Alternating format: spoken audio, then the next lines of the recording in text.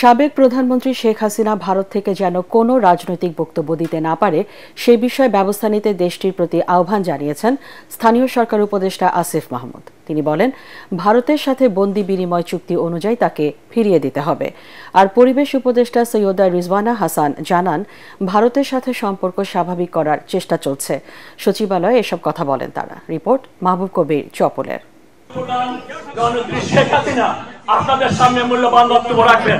গত ৫ আগস্ট ভারতে পালিয়ে যাবার পর অন্তরালেই ছিলেন সাবেক প্রধানমন্ত্রী শেখ হাসিনা। সম্প্রতি যুক্তরাষ্ট্র ও যুক্তরাজ্য আওয়ামী লীগ নেতাকর্মীদের সাথে ভার্চুয়ালি যুক্ত হয়ে অডিও বার্তা পাঠান তিনি। নিজেরই একটা মাস্টারমাইন্ড খুনি, এই অন্ধকার কেটে যাবে, নতুন সূর্য উদিত হবে।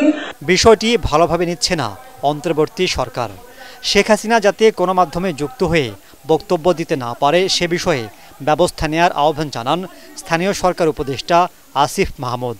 একজন গণহত্যাকারী ফ্যাসিস্ট, যার আসলে এই মুহূর্তে বিচার হওয়ার কথা, যার এখন কারান্তরীণ থাকার কথা, তিনি ভারতে অবস্থান করছেন এবং সেখান থেকে বিভিন্ন কর্মসূচি, বিভিন্ন বক্তব্য, বিদ্বেষমূলক বক্তব্য তিনি দিয়ে যাচ্ছেন। আমরা আশা করি যে ধরনের কোনো বিদ্বেষমূলক বক্তব্য প্রচারে ভারত তাকে বাধা দেবে এবং যথাসময়ে বাংলাদেশের সাথে ভারতের যে বন্দি বিনিময় ট্রিটি আছে সেই ট্রিটি অনুযায়ী তাকে বাংলাদেশে ফেরত দেওয়া হবে। দুদেশের সম্পর্ক খারাপ করতে ভারতের সংবাদ মাধ্যম উস্কানিমূলক বক্তব্য দিচ্ছে বলেও অভিযোগ করেন তিনি। ভারতীয় গণমাধ্যমের যেই অবস্থান বা যেই কার্যক্রম সেটাও এই পরিস্থিতিকে উস্কে দেওয়ার জন্য অনেকটাই আসলে দায়ী আমি বলবো। এবং ইভেন আমার ব্যাপারেও সেখানে বিভিন্ন ধরনের প্রোপাগান্ডা করা হয়েছে এবং বাংলাদেশের জনগণের ব্যাপারে বিভিন্ন ধরনের প্রোপাগান্ডা সেখানে হয়েছে। দুদেশের সম্পর্কের কিছুটা টানাপোড়েনের মধ্যেই বাংলাদেশ সফরে আসেন ভারতের পররাষ্ট্র সচিব বিক্রম মিস্ত্রি। দেশে ফিরে পররাষ্ট্র বিষয়ক সংসদীয় কমিটিকে তিনি জানান, ভারতে বসে শেখ হাসিনা ডক্টর ইউনূস সরকারের যে সমালোচনা করছে তাতে এক ধরনের অস্বস্তি তৈরি হয়েছে, যাতে সরকারের কোনো হাত নেই। বাংলাদেশের কোনো দল নয়, জনগণের সাথে সম্পর্ক রাখতে চায় ভারত। পরিবেশ উপদেষ্টাও জানান, প্রতিবেশী দেশের সাথে সম্পর্ক নষ্ট করতে চায় না বর্তমান সরকার। ভারতের মতন একটা বড় প্রতিবেশী দেশের সাথে ভারতও চাইবে সম্পর্ক স্বাভাবিক হোক, আমরাও চাইব সম্পর্ক স্বাভাবিক হোক। আমরা চাইব যে কোনো দল বা কোনো ব্যক্তি কেন্দ্রিক সম্পর্ক কোনো প্রতিবেশীর সাথে আমাদের না হোক। সম্পর্ক হবে ভারতের জনগণের সাথে বাংলাদেশের জনগণের। সরকারগুলো সেখানে সহায়ক ভূমিকা পালন করবে। তিনি জানান, বাংলাদেশেও ভারত বিরোধী কর্মকাণ্ডে কোনো সমর্থন দিচ্ছে না অন্তর্বর্তী সরকার। তাদের মতামত জানাতেই পারে। মিথ্যা প্রতিহিংসামূলক সব মামলা আদালতের মাধ্যমে মোকাবেলার পর তারেক রহমান দেশে ফিরবেন বলে জানিয়েছেন বিএনপি মহাসচিব মির্জা ফখরুল ইসলাম আলমগীর। লন্ডন থেকে দেশে ফিরে তিনি জানান, দলের ভারপ্রাপ্ত চেয়ারম্যান তারেক রহমান নেতাকর্মীদের ধৈর্য ধরে নির্বাচনের প্রস্তুতি নেওয়ার আহ্বান জানিয়েছেন। নিরপেক্ষ নির্বাচনের মাধ্যমে গণতন্ত্রকে পুনঃপ্রতিষ্ঠা করাই বিএনপির একমাত্র লক্ষ্য। কামরুজ্জামান রাজীবের রিপোর্ট। 11 দিনের সফর শেষে বুধবার লন্ডন থেকে সস্ত্রীক দেশে পৌঁছান বিএনপি মহাসচিব মির্জা ফখরুল ইসলাম আলমগীর। হযরত শাহজালাল আন্তর্জাতিক বিমানবন্দরে গণমাধ্যমের মুখোমুখি হয়ে তিনি জানান, প্রবাসী নেতাকর্মীদের সাথে সাংগঠনিক মতবিনিময়ের মধ্য দিয়ে লন্ডন সফর ফলপ্রসূ হয়েছে। এ সময় নেতাকর্মীদের উদ্দেশ্যে তারেক রহমানের বার্তা জানাতে গিয়ে তিনি বলেন, ছাত্র জনতার বিজয়কে ফলপ্রসূ ও সার্থক করতে হলে নেতাকর্মীদের ধৈর্য ধারণ করে সবাইকে ঐক্যবদ্ধভাবে গণতন্ত্র প্রতিষ্ঠার কাজ করার আহ্বান জানিয়েছেন তারেক রহমান। সাংবাদিকদের প্রশ্নের জবাবে মির্জা ফখরুল জানান, সব রাজনৈতিক মামলা আদালতের মাধ্যমে শেষ করে দেশে ফিরবেন তারেক রহমান। এই বিজয়কে ফলপ্রসূ করতে হলে অবশ্যই সবাইকে ধৈর্য ধরে কাজ করতে হবে এবং গণতন্ত্রকে প্রতিষ্ঠা করতে হবে এবং গণতন্ত্রের যেটা প্রথম পদক্ষেপ ফটক, সেই ফটকে যে নির্বাচনের জন্য সবাইকে প্রস্তুতি নিতে হবে। এখনও বলছি যে আমরা ন্যূনতম সংস্কারগুলো করে নির্বাচন দেওয়ার জন্য, এই জন্যে যে বাংলাদেশে যে সমস্যাগুলো তৈরি হচ্ছে এই সমস্যাগুলো নির্বাচিত সরকার ছাড়া সমাধান করা বেশ চ্যালেঞ্জিং।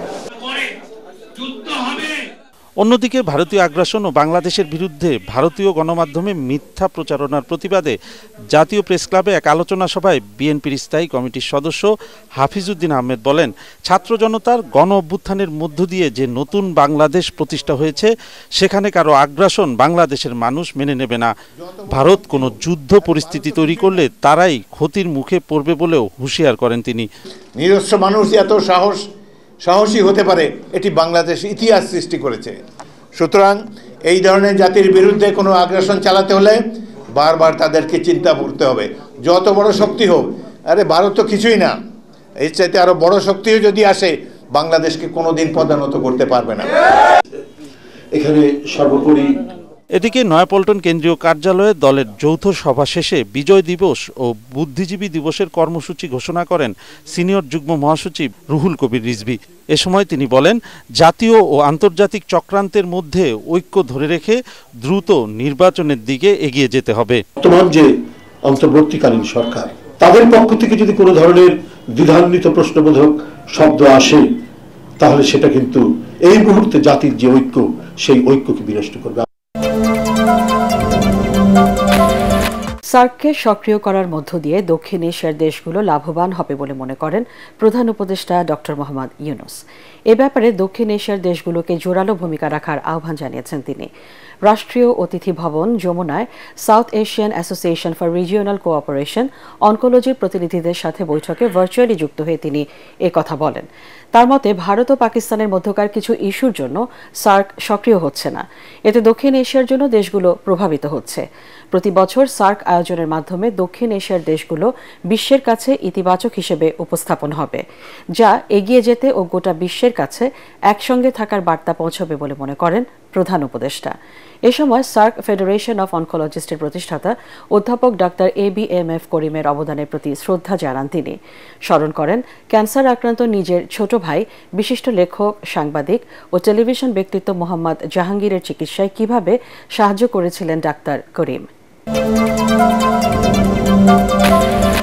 রাজনৈতিক সিদ্ধান্ত হলেই ভারত থেকে সাবেক প্রধানমন্ত্রী শেখ হাসিনাকে ফিরিয়ে আনার প্রক্রিয়া শুরু করা হবে বলে জানিয়েছেন পররাষ্ট্র সচিব জসিমউদ্দিন। পররাষ্ট্র মন্ত্রণালয়ের তিমুর লেস্তে বাংলাদেশ সফর উপলক্ষে আয়োজিত সংবাদ সম্মেলনে সাংবাদিকদের প্রশ্নের উত্তরে তিনি কথা জানান। এছাড়া মিয়ানমার ইস্যুতে বাংলাদেশের স্বার্থে যা করা দরকার তা করা হবে জানিয়ে সচিব বলেন, বাংলাদেশ সীমান্ত ঘেঁষে মিয়ানমারের সহিংস পরিস্থিতির দিকে নজর রাখছে সরকার। জসিমউদ্দিন আরও বলেন, প্রধান উপদেষ্টা ডক্টর ইউনূসের আমন্ত্রণে আগামী 14 থেকে 17 ডিসেম্বরে তিমুর লেস্তে রাষ্ট্রপতি ফ্রান্সিসকো গুতেরেস বাংলাদেশ সফর করবেন। এই সফরে দুই দেশের মধ্যে একটি চুক্তি ও একটি সমঝোতা স্মারক সই হওয়ার কথা রয়েছে।